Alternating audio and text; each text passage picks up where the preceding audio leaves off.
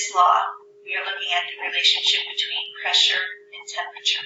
And a relationship is a direct relationship.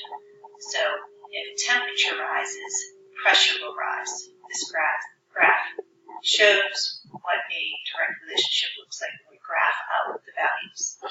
So B was temperature. As temperature rises, pressure rises. Okay, so that should be drawn in on your flip book. And then the second part that goes in your flip book is the equation. Here's our equation that pressure, the initial pressure, is divided by the initial temperature, and that will equal the changed pressure divided by the changed temperature. P1 over T1 equals P2 over T2. So let's look at the problems. In your table, you're only concentrating on pressure and temperature. That means that volume and the number of gas particles remain unchanged. So if we have a problem, this is a problem number 2 from your worksheet packet, the Lussac worksheet. So it's telling us that we have gas pressure of 5.4 atmospheres at 25 degrees Celsius, and we're changing that. We're changing the temperature to 78 degrees Celsius. What's the new pressure? The first thing we have to do, since that was in Celsius, and these are gas laws, we have to convert Celsius to Kelvin.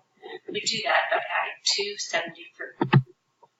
So there we go. 25 degrees Celsius plus 273 is 298. 78 plus 273 is 351 Kelvin.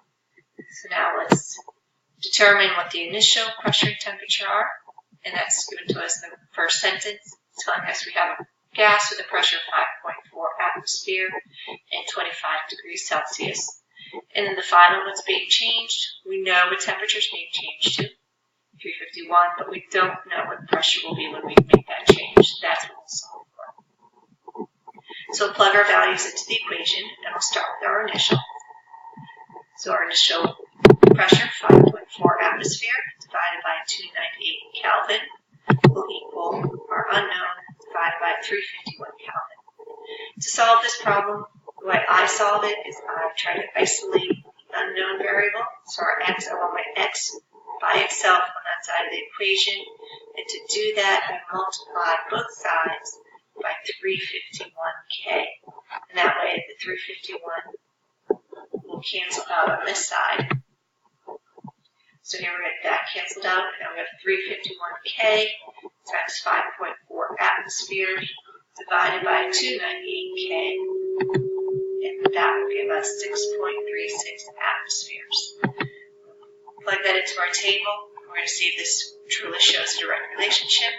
We see the pressure increased from 5.4 atmospheres to 6.36 atmosphere, while the temperature also increased from 298 to 351. 2 increases, so it is indeed a direct relationship.